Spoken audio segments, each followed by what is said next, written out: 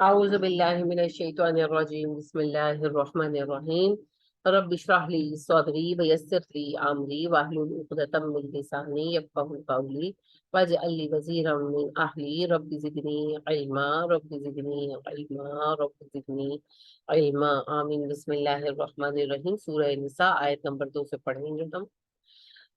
جیسا کہ ہم نے کل دیکھا، اللہ سبحانہ و تعالیٰ نے تقوی کا حکم دیا، اور اللہ سبحانہ و تعالیٰ نے ہمیں یہ بات ریمائنڈ کروائی کہ تم کچھ بھی دنیا میں آ کر بن گئے ہو، لیکن بندے سب اللہ ہی کے ہو، تخلیق اسی کی۔ دوسری اہم بات یہ ریمائنڈ کروائی ہمیں کہ سب آدم اور حوا کی اولاد۔ اور پھر اللہ سبحانہ و تعالیٰ نے کہا کہ رشتے نبھاؤ اس اللہ کی رضا کے لیے جس کے نام پر تم ایک دوسرے سے مدد مانگتے ہو، جس کے نام پر تم ایک دوسرے سے سوال کرتے ہو۔ اب بات آگے بڑھ رہی ہے، اللہ فرماتے ہیں وَآتُوا الْيَتَامَى، دے دو یتیموں کو اموالہم، ان کے مال، یتیموں کے مال ان کو واپس کر دیا کرو۔ اگر کوئی شخص مرتا ہے اور اس کے بچے چھوٹے ہیں تو ظاہر ہے مال کی کسٹڈی پھر کسی کو دی جاتی، کسی کو گارڈین بنایا جاتا۔ اب یہاں پر ایک بات یہ یاد رکھیے گا، یتیم اسلامی ٹرم میں صرف اس بچے کو کہا جاتا ہے جو نابالغ ہو اور اس کا باپ مر جائے۔ ہمارے یہاں تو عرف عام میں یعنی کہ جوان بچے ہیں 25-26 سال کے، 30 سال کے، والد فوت ہوئے تھے، کہتے ہیں بیٹا آج تم یتیم ہو گئے، وہ اور ویسے ہمارا اپنا کلوکیل ایک ہم نے بنا لیا ہے مانا۔ اسلام کی جو لیگل ٹرم ہے اس میں یتیم وہ نابالغ بچہ ہے جو باپ کے سایہ شفقت سے محروم ہو جائے۔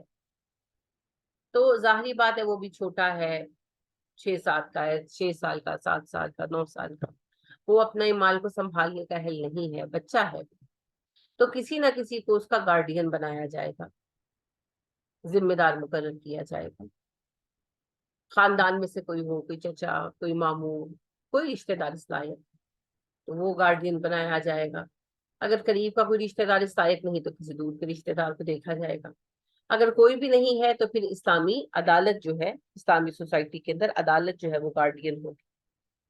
خود امیر المومنین جو ہے وہ گارڈین ہوتے ہیں جی، پوری امت کی طرف، اور وہ پھر کسی نہ کسی کو ولی جو ہے وہ منتخب کر لیتے ہیں۔ بدقسمتی سے وہ نظام ابھی ہمارے یہاں پریویل نہیں کر رہا، تو جو انگلش لا ہے اس کے تحت بھی یہی ہوتا ہے کہ کسی کو گارڈین نامزد کر دیا جاتا ہے۔ اب آپ کو پتہ ہے آج کل جو قانون ہے اس کے مطابق بلوغت کی عمر 18 سال کر دی گئی۔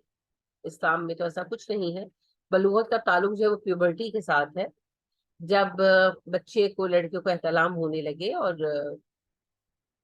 اس میں صنف کی جو ہے سمجھ آ جائے، جینڈر کی عمدہ صحیح سمجھ آ جائے، اور فزیکلی جو ہے پیوبرٹی اس کی سٹارٹ ہو جائے، تو جو ہے وہ بالغ مانا جاتا ہے۔ عام طور پر یہ عمر 14-15 سال کی ہوتی ہے ہمارے علاقوں میں نارمل۔ بچیوں کے ساتھ ہی معاملہ حیض کے ساتھ ہے، حیض کے ساتھ بلوغت مانی جاتی ہے، اور وہ سب قوانین جو بالغ ہونے تک رکے ہوئے ہوتے ہیں وہ لاگو ہونے لگتے ہیں۔ لہٰذا اسلام کا تو یہ اصول ہے۔ آج کل آپ کے یہاں پوری دنیا میں 18 سال کی عمر کو مانا گیا ہے بالغ ہونے کے لیے، اس کا اسلام سے کوئی لینا دینا بہرحال نہیں۔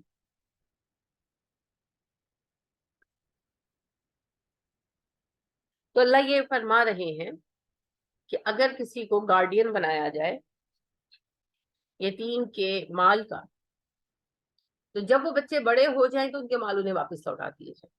یہ بڑا سخت امتحان ہے جی۔ دیکھیں کسی کا کاروبار ہے لاکھوں کا، کسی دوسرے کو اس کی کسٹڈی دے دی، کہ امتحان تو ہے نا، بہت بڑا امتحان ہے۔ کسی کا بڑا گھر ہو سکتا ہے، کوئی پیسہ ہو سکتا ہے، کچھ بھی، تو اس کو پھر ایز اٹ از لوٹا دینا اور اس میں ہیر پھیر نہ کرنا، اللہ سبحانہ و تعالیٰ کی مدد شامل حال ہونی چاہیے، ورنہ مال کی محبت تو انسان کے اندر نیچرلی ہے ہی، سبھی کے اندر ہے۔ تو اللہ یہ حکم دے رہے ہیں۔ عربوں میں لڑکیوں کو تو حصہ نہیں دیا جاتا تھا، لڑکوں کو حصہ ملتا تھا، اور ہوتا یہ تھا کہ کوئی بچے یتیم ہیں تو چچا وغیرہ ان کی جائیدادوں پر بھی قبضہ کر لیتے تھے، یہ معاملات ہو جاتے تھے جیسے ہمارے معاشرے میں ہوتے ہیں۔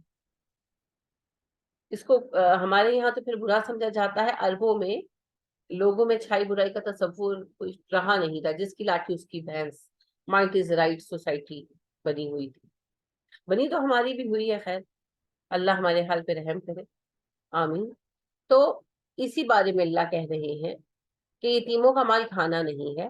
اگر تمہیں گارڈین بنایا گیا، تمہاری کسٹڈی میں دیا گیا حکومت کی طرف سے، یا فیملی میٹرز میں، ظاہری بات ہے اگر والد فوت ہو جائیں گے تو چچا تایا کا ذمہ بن جائے گا کہ دیکھ بھال کرے، تو ان کا جو مال، ان کا حق ہے وہ انہیں ادا کر دو جب وہ بالغ ہو جائے. ولا نہ تتبدلو، تم تبدیل کرو، الخبیثہ ناپاک کو بالطیب پاک سے، تم ناپاک کو پاک کے ساتھ مت بدلو.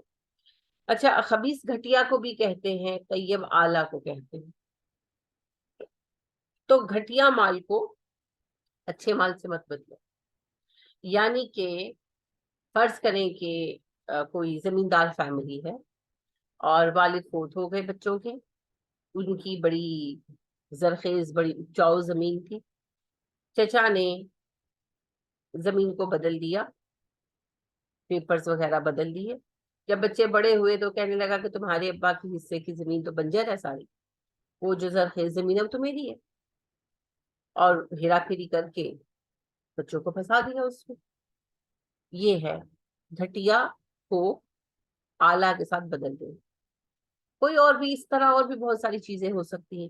فرض کریں کہ کسی کے والد جوہری تھے تو ان کے بڑے قیمتی سٹونز وغیرہ تھے، تو بچے جب بڑے ہوئے تو جس کو کسٹڈی میں دیے گئے تھے اس میں بدل دیے، اور وہاں نقلی یا سستے جو ہیں وہ رکھ دیے جیم سٹون، اور کہا بھائی یہی تھا، مجھے تو یہی دیا گیا تھا. تو اس طرح کی بہت ساری ہیر پھیر ہو سکتی ہے. دھوکہ بازی کرنے والے کے لیے ہزار رستے ہیں. تو بنیادی اصول دے دیا گیا کہ یتیم کے مال کو گھٹیا مال کے ساتھ تبدیل مت کرو، ایسا نہ ہو کہ اس کو نقصان پہنچاؤ کسی بھی شکل میں. ولا تاکلوا اموالہم، نہ تم کھاؤ مال ان کے، الا اموالکم، اپنے مالوں کے ساتھ. ان کا مال اپنے مال کے ساتھ ملا کر مت کھا جاؤ. کسی کو جو ہے گارڈین بنایا گیا تو اسے یہ حق حاصل نہیں ہے کہ وہ یتیم کے مال کو استعمال کرے.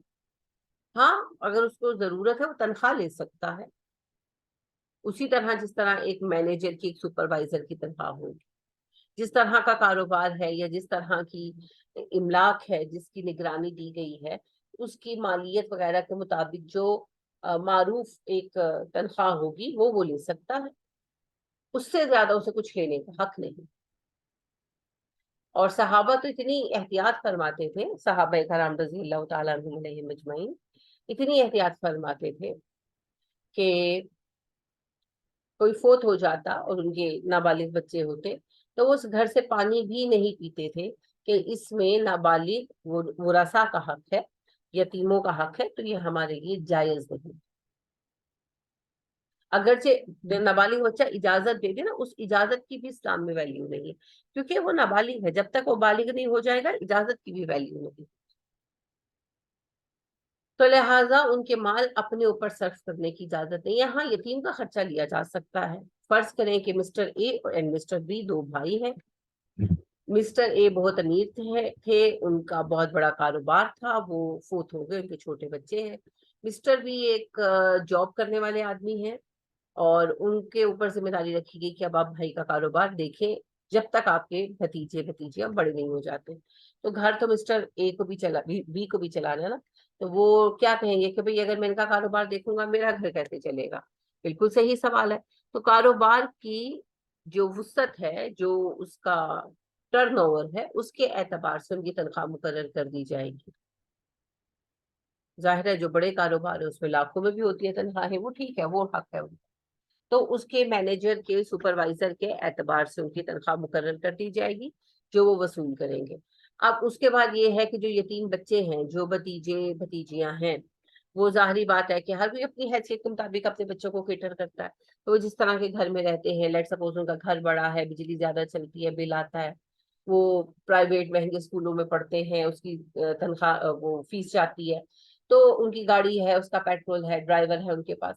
وہ جو سارے ان کے لائف سٹائل کے اخراجات ہیں وہ بھی ان کے کاروبار ہی سے پے کیے جائیں گے، اور اس کا ایک پراپر لیجر رکھا جائے گا کہ جی یہ پیسے استعمال ہوئے ہیں، یہ اخراجات، ٹھیک ہے۔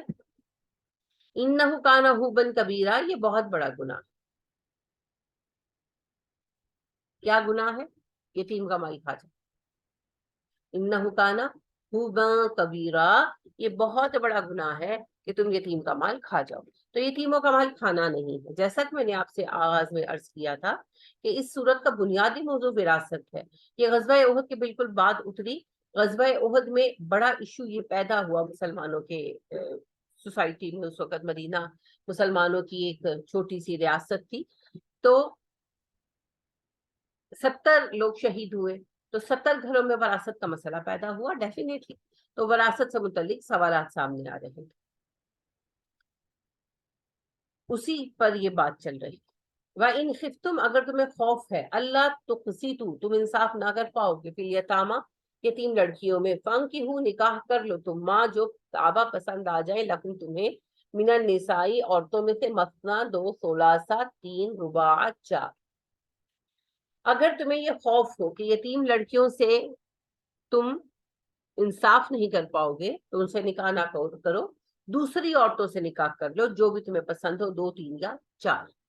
اب یہاں پر جیسا کہ میں نے کل ہی آپ سے کہا تھا کہ تعدد ازواج، پولیگیمی کا جو رول ہے وہ ڈسکس ہوا ہے، اور پرمٹ نہیں کیا گیا، اس قانون کو لمٹ کیا گیا ہے۔ It's not a permission, it's a limitation. اس وقت آل اوور دا ورلڈ کسی پر شادیاں کرنے میں تعداد کی کوئی پابندی نہیں۔ آج جو لوگ کہتے ہیں نا عیسائیوں میں تو ایک شادی ہے، عیسائیوں میں ایک شادی نہیں ہے جی، عیسائیت میں شادیوں کی کوئی تعداد نہیں رکھی گئی۔ یہ آج کل یورپ کے لا ہے جو انہوں نے اپنے لا بنائے ہیں، مذہب کو سائڈ پر کر کے، یہ ان کے لا ہے، ٹھیک ہے، اور اس میں انہوں نے بیوی کو چھوڑنے کا، طلاق کا بھی جو پروسیس ہے وہ بڑا پیچیدہ کیا ہے وغیرہ، وہ سارے ان کے وہ قوانین ہیں جو انہوں نے اب اپنے لیے بنائے اور ان کو امپلیمنٹ کیا۔ جو دینی قوانین ہیں ان میں یہ ہے کہ یہودیت میں یا عیسائیت میں ایک مرد ایک سے زیادہ شادیاں کر سکتا ہے، کتنی، اس پر کوئی ہمیں جو ہے دلیل نہیں ملتی۔ بائبل میں یعنی توریت اور انجیل میں ہمیں کوئی آیت نہیں ملتی اس پر کوئی رکاوٹ کی۔ اب پتہ نہیں پہلے نہیں کیا، انہوں نے چینج کیا۔ ہندوؤں میں بھی شادیاں زیادہ کرنے پر کوئی پابندی نہیں ہے، اور باقی جو رومن وغیرہ تھے یہ تو اسی طرح دین سے مبرہ اور بے نیاز سے جیسے آج بدقسمتی سے ہم ہوئے ہیں۔ تو لہٰذا شادی کی تعداد جو ہے کہیں بھی اس پر کوئی پابندی نہیں تھی، ایک مرد جتنی چاہے شادیاں کر سکتا تھا۔ اسلام نے دراصل اس کو لمٹ کیا کہ 4 سے زیادہ شادیاں ایک وقت میں کوئی مرد نہیں کر سکتا۔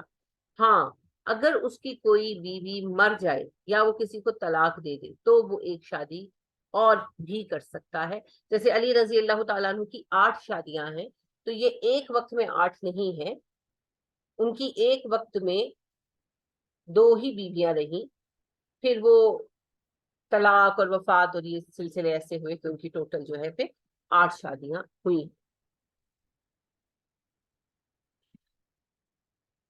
جی فوزی، آپ کچھ پوچھنا چاہ رہی ہیں؟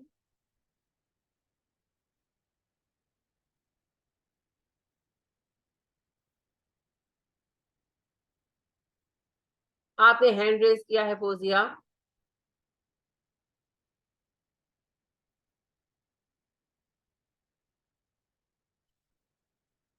اچھا جی،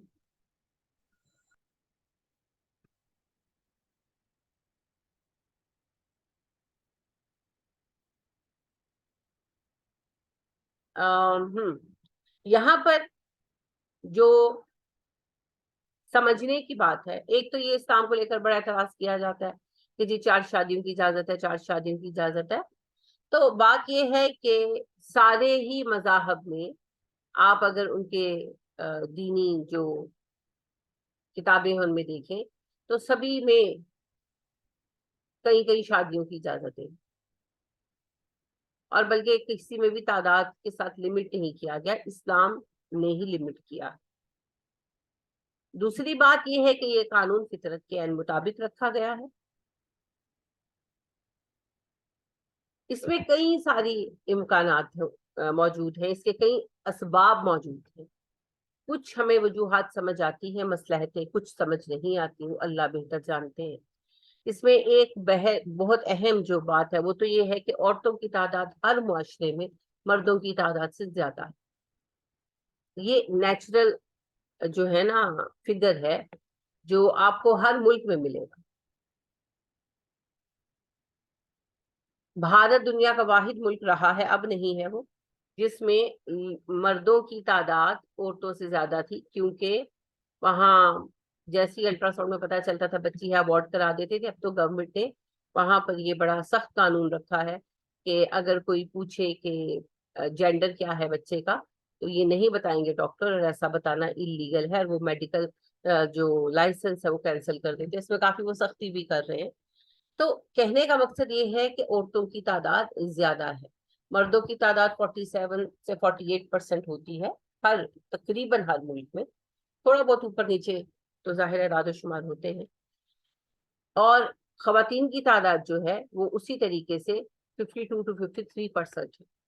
اب ظاہری بات ہے تقریباً 5 سے 6% کا جو فرق آ رہا ہے، ان خواتین کو بھی تو کہیں ایڈجسٹ کرنا ہے۔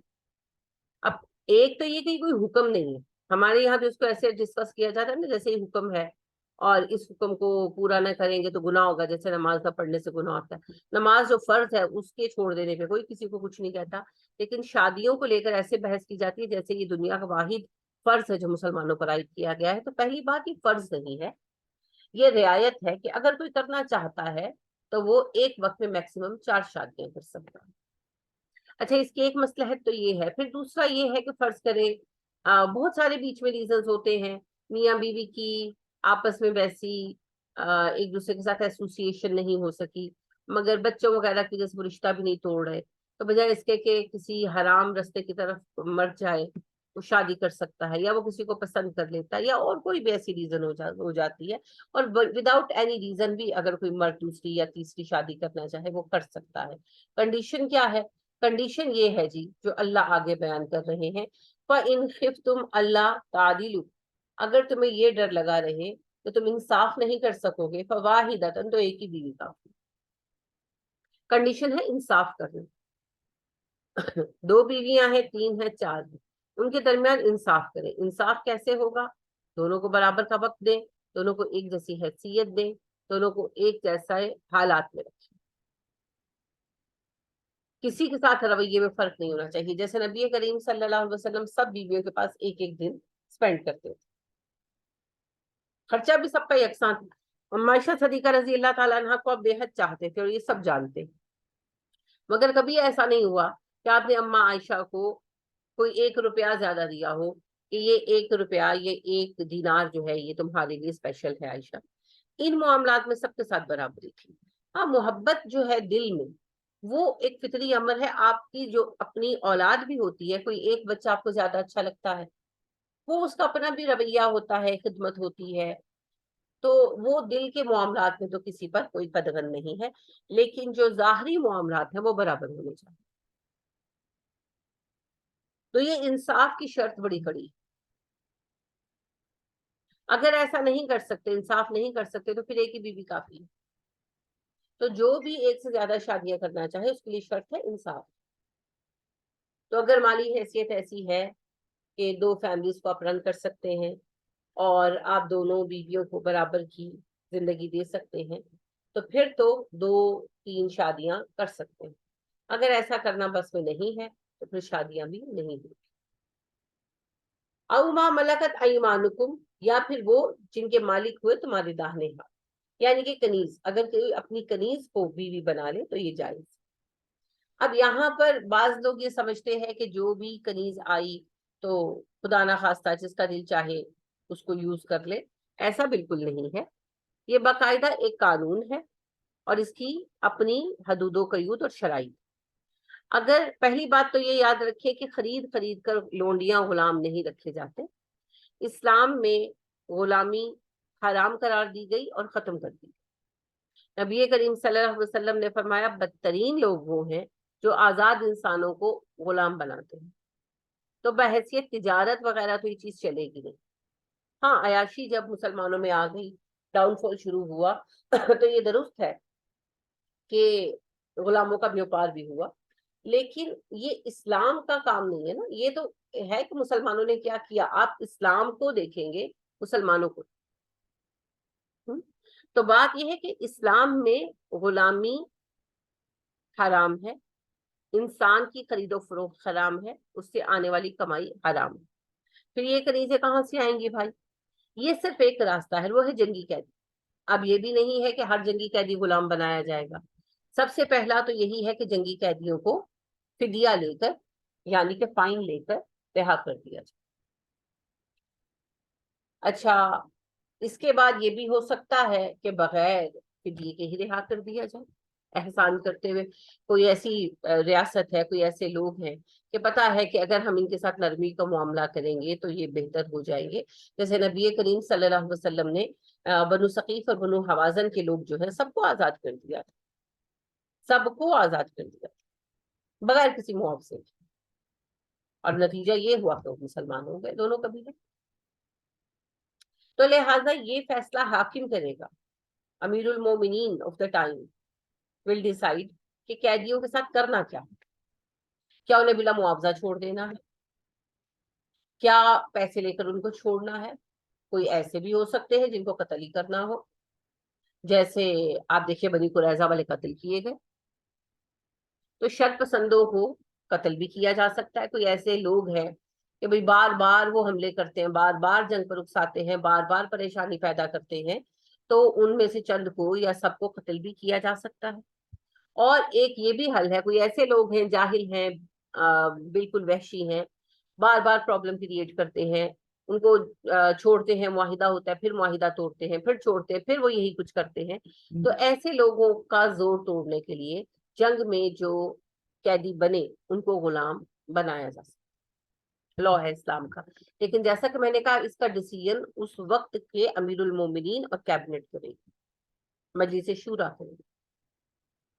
اور یہ انتہائی پڑھے لکھے ذہین افراد ہوں گے, اس طرح کے نہیں جیسے آج کل انا للہ و انا الیہ راجعون ہمارے سروں پر جیسے بے وقوف حاکم مسلط ہیں جن کو فیصلوں کی عقل نہیں ہے. اس طرح کے حاکم نہیں, وہ حاکم جو اسلامی حکومت کا نمائندہ ہو, پڑھا لکھا, ذہین, سمجھدار, جس کے پاس دنیا کا علم بھی ہو اور کتاب کیا, اللہ کی کتاب کا علم بھی ہو, عقل مند ہو. اور ایسے ہی اس کے جو ہیں وہ ہوں گے مشیر. تو پھر وہ بیٹھیں گے اور وہ ڈسکس کریں گے کہ کس جنگ کے قیدیوں کے ساتھ کیا ہونا چاہیے. اب اگر کسی جنگ میں مسلمانوں نے یہ ڈیسائیڈ کیا کہ ان جنگی قیدیوں کو غلام بنایا جائے گا, تب مسلمانوں کے حصے میں کنیزیں اور غلام آئے. لہٰذا اب دیکھیں بدر کے قیدی چھوڑ دیے گئے, احد میں تو خیر مسلمان ہار گئے, بدر ثانیہ میں جنگ کی نوبت ہی نہیں آئی, غزوہ خندق میں قیدی ہاتھ نہیں آئے, اللہ نے آسانی رکھ دی. فتح مکہ کے موقع پر پورا مکہ آپ کے ہاتھ میں قیدی تھا, آپ صلی اللہ علیہ وسلم نے سب کو لا تصریب علیکم اليوم, جاؤ آزاد ہو, چھوڑ دیا. حالانکہ پورا مکہ قیدی تھا اس وقت, آپ چاہتے تو بانٹ دیتے سب نے. اس کے بعد غزوہ حوازن پیش آیا جس میں بنو ثقیف اور غزوہ حنین جو ہے سوری پیش آیا. تو اس میں بنو حوازن اور بنو ثقیف ان دونوں قبیلوں نے مل کر مکہ کو مسلمانوں سے اپنے دانش میں چھڑانے کے لیے اٹیک کیا تھا. تو اس میں بہت بڑی تعداد ہاتھ آئی قیدیوں کی. جنگجو تو جو تھے وہ تھے, اس طرح سے ہوا کہ بہت جوش میں تھے بنو ثقیف و حوازن والے. تو انہوں نے یہ کیا کہ عربوں کا پرانا طریقہ تھا کہ آج ہم مر مٹ جائیں گے, اس کے طور پر انہوں نے اپنے سارے جانور, اپنی عورتیں, بچے سب کو ان دا سینٹر آف دا فیلڈ رکھا اور ارد گرد اپنی دیواریں بنا لی. وہ یہ مانتے تھے, اس میں یہ ہوتا تھا کہ بھئی ایک تو اگر مردوں کے حوصلے ٹوٹیں گے بھی تو اپنی فیملیز کے لیے وہ ڈٹے رہیں گے, اور دوسری بات یہ ہے کہ بھئی آج ہم مر جائیں گے، میدان نہیں چھوڑیں گے. بہت عظیم کوشش تھی ان لوگوں کی، بڑی کوشش تھی، اور اللہ نے بہت عظیم فتح دی نبی کریم صلی اللہ علیہ وسلم کو، اور یہ سب لوگ قیدی بنے. اموات کم ہوئی، زیادہ لوگ قیدی بنے، اور ایگزیکٹ تعداد اس وقت مجھے یاد نہیں ہے، غالباً 8,000 کا لشکر تھا. 12,000 کا تو نبی کریم صلی اللہ علیہ وسلم کا لشکر تھا. 10,000 آپ مدینہ سے لے کر گئے تھے، 2,000 مکہ والے ساتھ تھے. فتح مکہ کے فوراً بعد یہ جنگ پیش آئی تھی. تو 12,000 مسلمان تھے، اور ثقیف والے جو جنگجو تھے بڑی تعداد میں تھے، اور ظاہر ہے پھر ان کی فیملیز تھی، تو آپ خود سمجھ سکتے ہیں کہ ہزاروں کی تعداد میں قیدی. لیکن آپ صلی اللہ علیہ وسلم نے سب کو آزاد کر، سب کو آزاد کر. تو یہ جو ایک ایسے نقشہ پیش کیا جاتا ہے نا کہ اسلامی بازاروں میں چینیں ڈال کر تو ملازم بک رہے ہیں، غلام بک رہے ہیں، آؤ آؤ اس کو خرید لو، آؤ اس کو خرید لو. اسلام کی پوری تاریخ میں آپ کو ایک ایگزامپل نہیں ملے گی. ہاں، رومن ہسٹری میں آپ کو ملے گا، آپ کو ایجپٹ کی ہسٹری میں ملے گا، آپ کو امریکہ بہادر سپر پاور کی ہسٹری میں آپ کو سب سے زیادہ ان دا نون ہسٹری سب سے زیادہ اگر غلامی کا کہیں آپ کو رنگ نظر آئے گا تو امریکہ صاحب کے پاس نظر آئے گا، جو آج ڈھول پیٹتے اور ہم بھی سر ڈھونڈتے کہ او ہو جی جو مسلمان ہیں انہوں نے غلامی کو زندہ رکھا. نہیں، ہمارے ہاں غلامی اس معنی میں کبھی بھی رائج نہیں ہو سکی، کیونکہ اسلام نے جڑ ہی ختم کر دی. اگر آج کے دور میں آپ ریسنٹ ہسٹری میں دیکھنا چاہتے ہیں غلامی کا بدنما چہرہ تو امریکہ کی تاریخ پڑھ کر دیکھیے. امریکہ تو بلٹ ہی غلاموں کے سر پر ہوا ہے. یہ کیوں کالے آپ کو امریکہ میں نظر آتے ہیں؟ یہ تو سب افریقنز ہیں. ان کو جہازوں میں بھر بھر کر جانوروں کی طرح لالا کر بیچا گیا، اور جو آپ حقیقتاً چینز ڈال کر بیچا گیا، اور جانوروں سے کم تر مقام تھا. اور یہ زیادہ دور کی بات نہیں ہے، یہ پچھلی صدی کے مڈل تک یہی حال. یہ تو پھر تحریکیں چلی ہیں اور پھر ان کو حقوق حاصل ہوئے ہیں، ورنہ کسی کالے کی ضرورت نہیں تھی کہ گورے کے ساتھ بیٹھ جائے یا کھا جائے، یعنی کہ ان کے ساتھ بیٹھ کر کچھ کھا لے.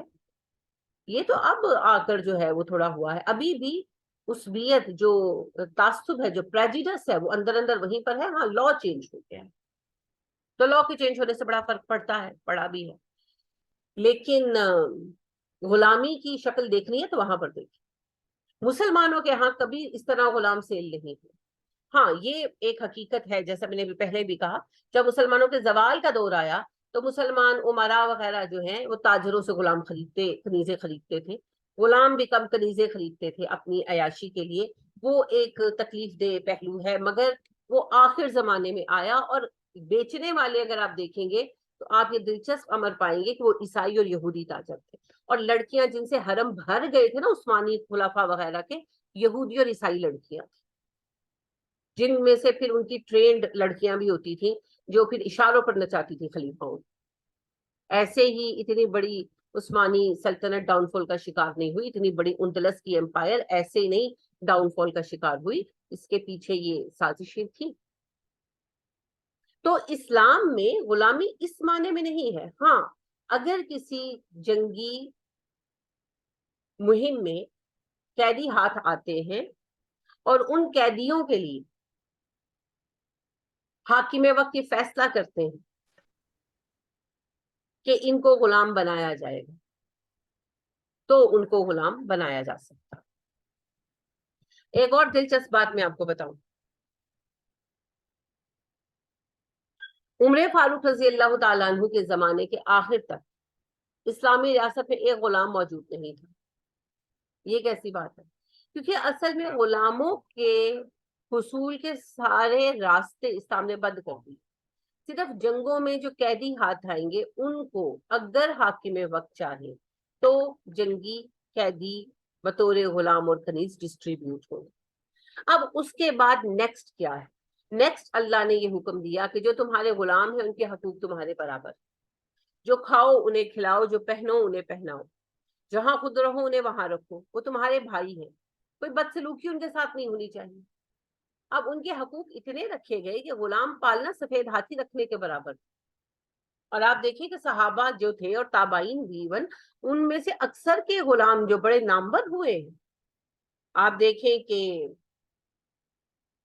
یہ جو ہے ہمارے ماشاءاللہ اندلس کے فاتح طارق بن زیاد غلام تھے موسیٰ بن نصیر کے، ان کو ملے تھے اپنے حصے میں، انہوں نے تعلیم تو دیتے تھے، وہ ساری دیتے تھے، تو انہوں نے جب ان کے جوہر دیکھے کہ یہ بڑے ذہین ہیں، بڑے بہادر ہے یہ بچہ، تو انہوں نے آزاد کر دی۔ اور کتنے ہی ایسے، یہ تو ایک نام میں نے لیا ہے، کتنے ہی ایسے لوگ جو غلام تھے مگر انہوں نے اسلام میں بڑا نام کمایا، کیونکہ ان کی خوبیاں دیکھ کر ان کو آزاد کر دیا۔ اصل میں اس میں ایک خاص ایلیمنٹ رکھا گیا ہے، اور یہ خاص وہاں پر استعمال کرنے کے لیے حکم ہے جہاں پر لوگ بڑے سرکش ہیں، قابو نہیں آ رہے، امن و امان ہوتا ہے پھر توڑ دیتے ہیں، پھر توڑ دیتے ہیں معاہدہ، بار بار تنگ کر رہے ہیں، انہیں غلام بنا لو۔ اب وہ مسلمان کمیونٹی کے اندر رہیں گے، بدقسمتی سے وہ کمیونٹی ابھی تو کہیں پریویل نہیں کرتی، کہیں اس کا وجود نہیں ہے، کہیں اسٹیبلش نہیں ہے۔ وہ حقیقی اسلامی معاشرہ جو مدینے میں قائم ہوا تھا، ایک ایسا اسلامی معاشرہ، اس کے اندر وہ لوگ رہے تو پھر کیا ہوگا؟ پھر نیچرلی وہ اندر سے چینج ہو جائیں گے۔ وہ جو مسلمانوں سے نفرت رکھتے ہیں، وہ سمجھتے ہیں کہ مسلمان کوئی درندے ہوتے ہیں، مسلمان پتہ نہیں کیا جابر ہیں، کاہل ہیں، کیا ہیں، وہ پھر دیکھ لیں گے مسلمانوں کے گھروں کے اندر رہ کر ایک فرد کی حیثیت سے ان کو پتہ لگ جائے گا کہ دراصل یہ مسلمان ہے اور یہ اسلام ہے، تو پھر ان کا بدل جانا ایک فطری امر ہے اور وہ خود اسلام کا ایک حصہ بن جائے گا۔ اس طرح فتنہ مستقل طور پر ختم ہو جائے گا۔ پھر تیسرا پہلو یہ رکھا گیا کہ یہ جو 1% غلام ہونے کا چانس باقی ہے لوگوں کے، ان کی رہائی کا کیا انتظام ہے؟ تم سے کوئی گناہ ہو گیا ہے، غلام آزاد کر دو۔ دیکھ لے قرآن آپ نے پڑھا ہے بار بار بار بار بار بار، غلام آزاد کر دو۔ کوئی گناہ ہو گیا، غلام آزاد کر دو۔ روزہ توڑ دیا، غلام آزاد کر دو۔ حج میں کوئی خطا ہو گئی، غلام آزاد کر دو۔ کوئی گناہ کبیرہ کر بیٹھے، غلام آزاد کر دو۔ قسم توڑ دی ہے، غلام آزاد کر دو۔ ایلا کر دیا ہے، غلام آزاد کر دو۔ زہار کر بیٹھے ہو، غلام آزاد کر دو۔ جھوٹی قسم اٹھا لی ہے، غلام آزاد کر دو۔ ہر چیز کا کفارے میں پہلی چیز کیا ہے؟ غلام آزاد کر دو۔ اچھا غلام آزاد نہیں کر سکتے، پھر فقراء اور مساکین کو کھانا کھلا دو۔ اگر وہ بھی نہیں کر سکتے، اچھا چلو روزے رکھو۔ ایسی ہی ترتیب رکھی گئی ہے نا۔ تو ہر خطا کا اللہ نے مداوا کیا بتایا؟ غلام آزاد کر۔ تو لہذا مسلمانوں میں غلام خریدنے سے زیادہ، جب تک اسلام کی روح باقی تھی، خریدنے سے زیادہ ان کو آزاد کرنے کی طلب تھی۔ لہذا اگر کسی کے پاس کوئی غلام ہوتا تھا تو لوگ اسے خرید کر آزاد کر دیتے تھے۔ زیادہ تر تو مالک خود ہی آزاد کر دیتے تھے، بعض اوقات دوسرا بھی کوئی اسے کوئی نیکی کرنی ہے یا انہیں اپنے کوئی کفارہ ادا کرنا ہے تو وہ خرید کے آزاد کر دیتے۔ تو میں نے عرض کیا نا کہ عمر فاروق رضی اللہ تعالیٰ عنہ کے زمانے خلافت کے آخر کو آپ دیکھیں تو اسلامی دنیا میں آپ کو غلام نہیں ملتے۔ یہ کہانیاں ہیں۔ امریکہ میں غلامی تھی نا، تو ابھی تک آپ دیکھیں وہ جو فیملیز جو تھیں جن کو غلام رکھا گیا، وہ نسل در نسل غلام رہی، اور پچھلی صدی میں انہیں اس غلامی سے پراپر چھٹکارا ملا، پچھلی صدی کے لاسٹ میں جا کے۔ لیکن اسلام میں آپ کو کوئی ایسے خاندان، کوئی فیملیز نہیں ملیں گی۔ اگر کوئی بندہ غلام تھا بھی، جنگ میں قیدی بن کر غلام بنا بھی، تو یا تو وہ آزاد کر دیا گیا، اور یا پھر جب وہ فوت ہوا تو معاملہ ختم۔ کوئی نسلی غلامی نہیں چل رہی یہاں پر، کوئی ایسا سلسلہ نہیں۔ اب بات یہ آئی کہ جو خواتین ہوں تو کیا ان کا سٹیٹس ہوگا؟ کیا جس کا دل چاہے ان کے ساتھ فزیکل ریلیشن بنا سکتا ہے؟ کیا معاملہ ہے؟ وہ او ما ملکت ایمانکم کا؟ تو اس سے مراد کوئی ایسی بات نہیں ہے جی۔ مرد ہو یا عورت، اگر وہ غلام بھی ہے تو ان کے بنیادی حقوق موجود ہیں۔ انہیں کوئی فزیکلی جو ہے ابیوز نہیں کر سکتا کسی بھی معنی میں، نہ تشدد کے معاملے میں اور نہ سیکشل ریلیشن کے معاملے میں۔ یہ ایک سادہ سا اصول ہے کہ اگر کسی شخص کے پاس کوئی کنیز آتی ہے یا تو وہ اس کی شادی کر دے۔ اللہ نے کہا، آپ پڑھیں گے بھی، اللہ سبحانہ و تعالیٰ آگے بھی فرمائیں گے انشاءاللہ کہ جو بھی تمہارے درمیان، سورہ نور میں باقاعدہ اللہ نے کہا کہ تمہاری جو کنیزیں اور غلام ہیں ان کی شادیاں کروا دو، انہیں بھی اکیلا نہیں رہنے دو، ٹھیک ہے؟ تو ان کی شادیاں کروا دے۔ نبی کریم صلی اللہ علیہ وسلم نے فرمایا جس بندے کے پاس کوئی کنیز ہو وہ اس کی پرورش کرے اور اس کو آداب سکھائے اور پھر اس کی شادی کر دے، اس کے لیے دوہرا اجر ہے۔ تو لہذا اس کی شادی کر دی جائے۔ اب اگر کوئی کسی ایسی کوئی کنیز اس کو ملی اور وہ خوبصورت ہے یا اس کو اچھی لگے اور وہ اس کو بیوی بنانا چاہتا ہے تو ہاں وہ بیوی بنا سکتا ہے۔ لیکن اگر وہ کسی کنیز کو بیوی بنا لے گا تو وہ پھر صرف اس کی بیوی ہی رہے گی. اب وہ اس کو نہ چھوڑ سکتا ہے نہ کسی کو دے سکتا ہے. یعنی اگر کسی کے پاس غلام یا کنیز ہے تو مالک کو یہ حق حاصل ہے کہ وہ چاہے تو کسی اور کو گفٹ کر دے, چاہے تو کسی کے ہاتھ بیچ دے, اور چاہے تو آزاد کر دے. لیکن یہ حق کنیز کے معاملے میں تب تک ہے جب تک وہ صرف گھریلو خادمان, تو اسے کام وغیرہ لیتے ہیں, گھر کا خدمت وغیرہ کراتے ہیں, تب تک تو ٹھیک ہے.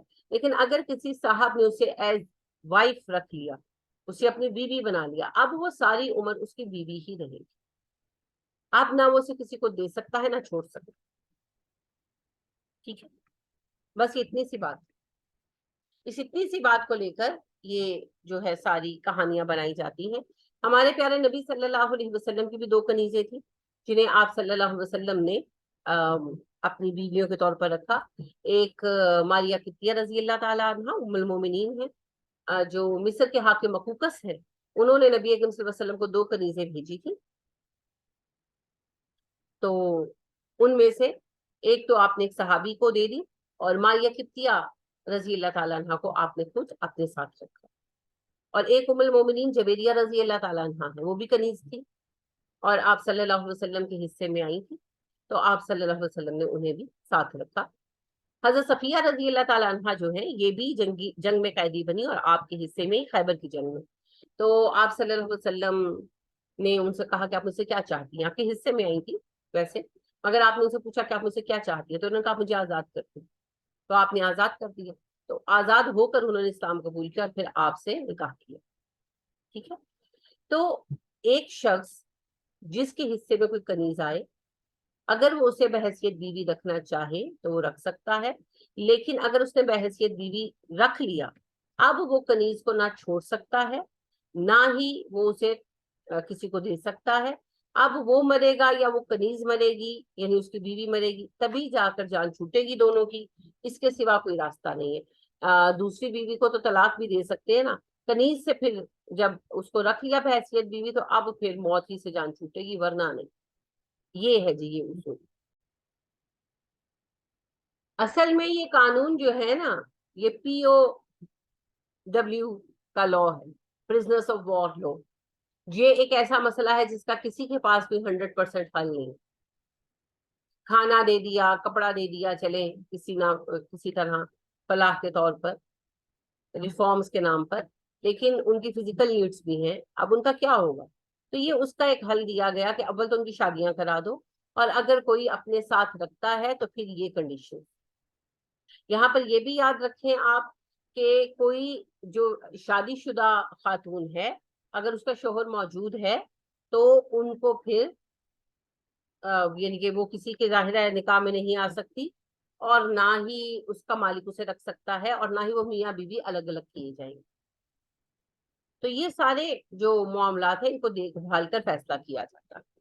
یہ آپ کو بات سمجھ آ گئی, کیونکہ تھوڑی سی کریٹیکل بات ہے, اس پر کبھی نہ کبھی کہیں نہ کہیں آپ کو اعتراض سننا ہی پڑے گا. ہمارے آج کل کے کاٹھے انگریز ہیں نا بچے, تو کہیں نہ کہیں آپ کو سننا پڑے گا. تو آپ کو پتا ہونا چاہیے اسلام نے غلامی کو بالکل سپورٹ نہیں کیا, غلامی کو ختم کیا.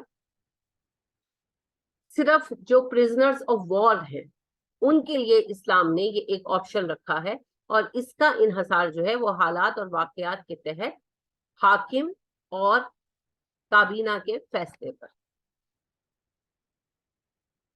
جی,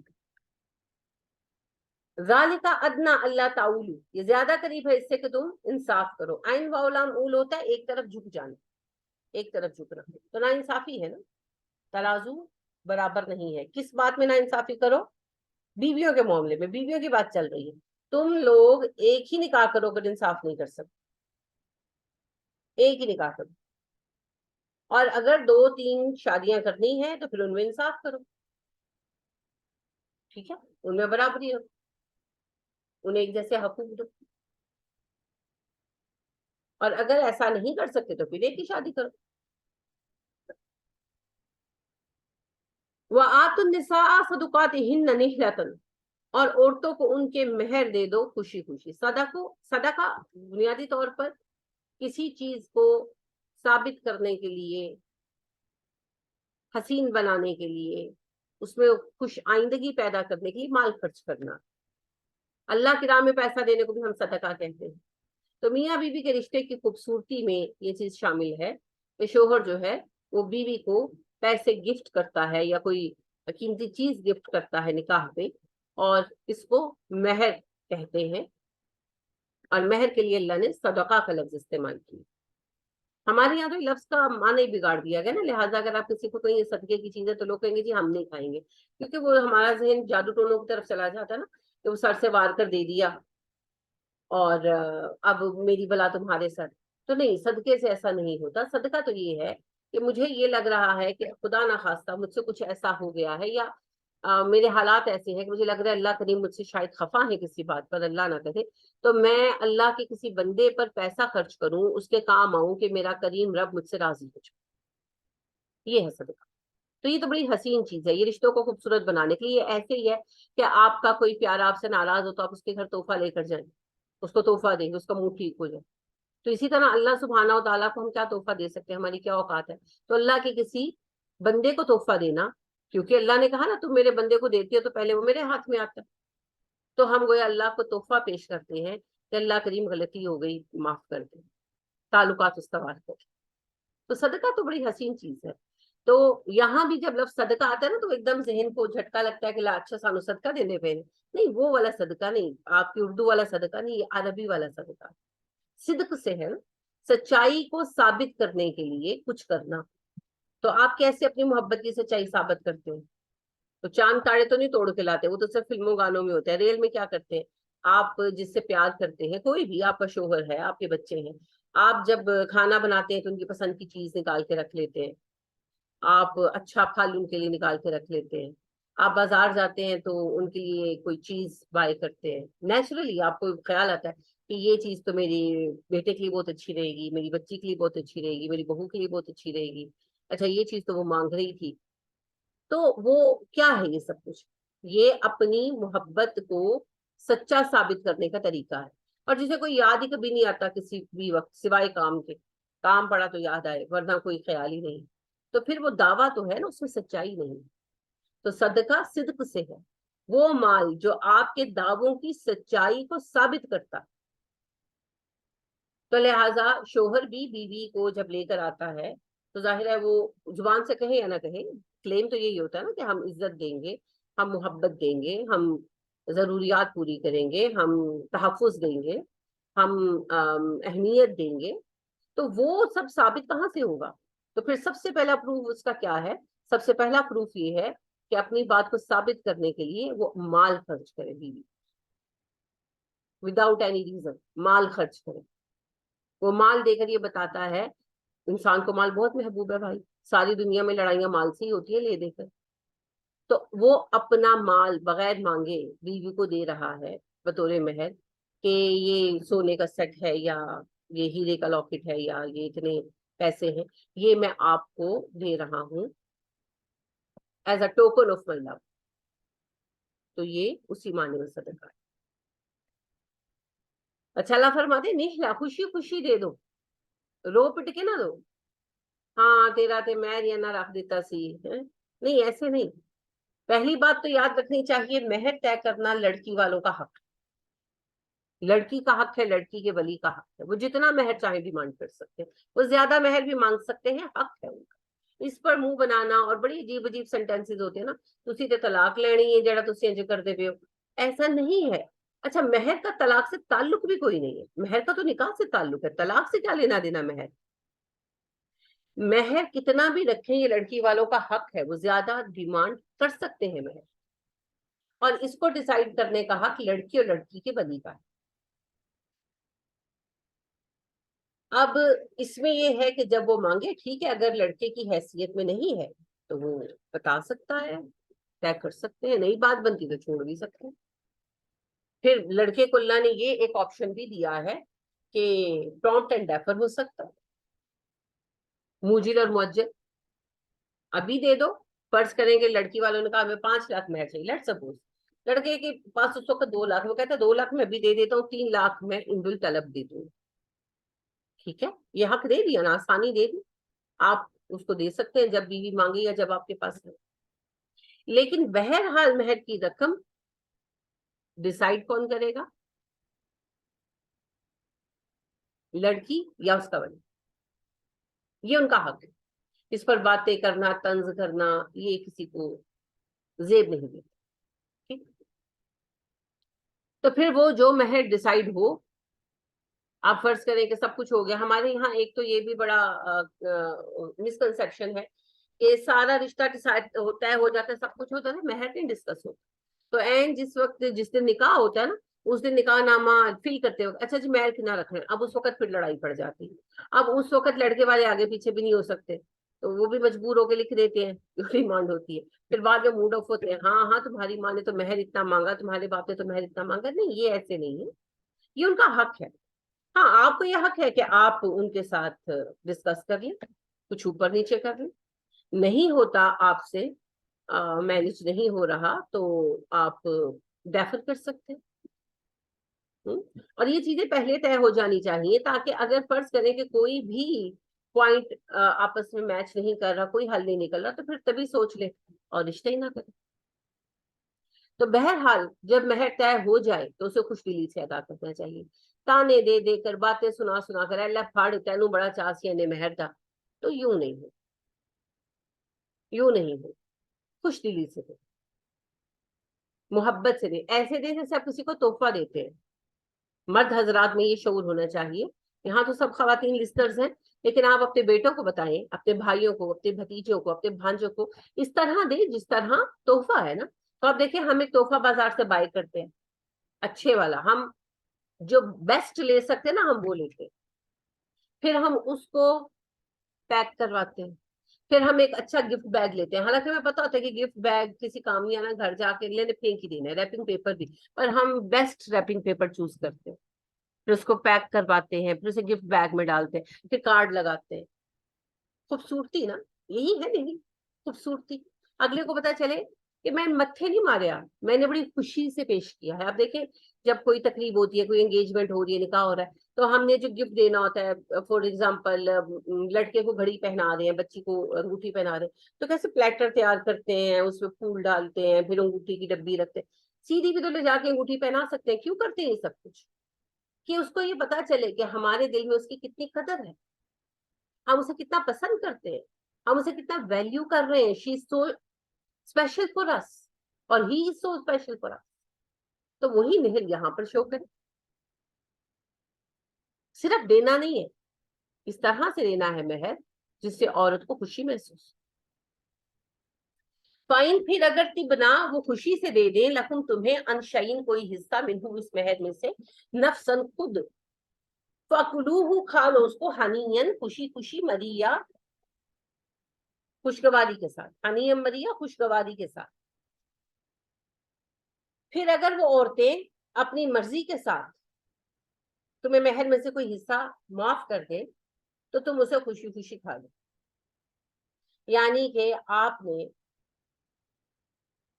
शादी को जो मेहर डिसाइड किया वो था 5 लाख, आपने मर्द ने, शोहर ने 3 लाख पे कर दिया, 2 लाख डेफर कर लिया, मुझल कर लिया, इंदुल तरफ। अब बाद में बीवी ने कहा कि भाई मुझे नहीं चाहिए, मैंने आपको माफ किया, इट्स ओके, सब कुछ आपका ही है। अब वो शोहर को कोई अल्लाह को एतराज नहीं है कि शोहर क्यों इस्तेमाल कर रहा है, खुशी से कर। हाँ, ये अल्लाह ने ताकीद क्या की कि वो खुद माफ कर दे। देखें, तिबना लकुम अन शैइन मिन्हु नफ्सन, अपनी मर्जी से तुम्हें वो कुछ दे दे, और तिबन भी साथ लगाया, खुशी खुशी, खुशी खुशी। ये नहीं कि पीछे पड़ जाओ। मेरी एक स्टूडेंट, उन्होंने सवाल किया, यानी उनके साथ हुआ जाहिर है कि फर्स्ट नाइट, वेडिंग नाइट में उनके शोहर कहने लगे मुझे मेहर माफ कर दो, मुझे मेहर माफ कर दो, मुझे मेहर माफ कर दो। यानी वो कहती वो इस बात पे करते रहे, उन्होंने मुझे इंसिस्ट किया, यहाँ तक कि मैंने कहा कि अच्छा मैंने माफ कर दिया। तो उन्होंने मुझे क्वेश्चन ही पूछा कि क्या टीचर ऐसे माफ हो जाती? इन्हें जाहिर है वो माफ करना नहीं चाहती थी। अब वेडिंग नाइट पर ही बैठ गए शोहर साहब इस राग को अलापने, तो क्या कहेगी बीवी उस टाइम? अब वो पहली रात ही तमाशा लगा कर तो नहीं बैठ सकती ना, हार कर उसने क्या कहना है, अच्छा माफ कर दिया। अब अगर उसने दिल से माफ कर दिया होता तो वो मुझसे ये सवाल क्यों पूछती कि क्या वो मेहर माफ हुआ? اس کے معاف تو نہیں کیا. یہ جو باتیں ہیں نا یہ مناسب نہیں, یہ مناسب نہیں. اگر رویے اچھے ہوں گے, تعلقات خوشگوار ہوں گے, تو بیویوں نے کیا کرنا ہے مہر کی رقم لے کر بھی. زیادہ تر بیویوں کو میں نے دیکھا کہ ان کے شوہر جن کے ان کے ساتھ اچھے ہیں, انہوں نے خود بخود ہی مہر کو چھوڑ دیا کہ میں نے معاف کر دیا, مجھے نہیں مہر چاہیے, سب کچھ ہی آپ کا ہے. اور ہے بھی ایسے, ہے بھی ایسے. میری اپنی بہو کا بھی ایسے ہی ہوا الحمدللہ. انہوں نے 2.5 لاکھ مہر کہا اور ہم نے کہا جی ٹھیک ہے. میرے بیٹے نے 50,000 پے کیا اور 2 لاکھ جو ہے وہ ڈیفر کیا. نکاح ہم نے 2 ماہ پہلے کیا تھا, سوری 2 ماہ نہیں, 2 ہفتے پہلے کیا تھا, 2 ہفتے بعد رخصتی کرائی تھی. تو اس کے بعد پھر میری بہو نے مجھے فون کر کے کہا کہ میں نے باقی مہر معاف کر دی.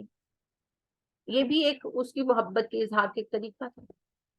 لیکن جو بھی ہو اپنی خوشی سے. آپ یہ مرد کو یہ کہنا زیب نہیں دیتا کہ بھئی تو میں نے معاف کر دے, نہیں. ہاں اگر بیوی اپنی خوشی سے معاف کر دے تو ٹھیک ہے, لیکن مجبور نہیں کیا جائے گا.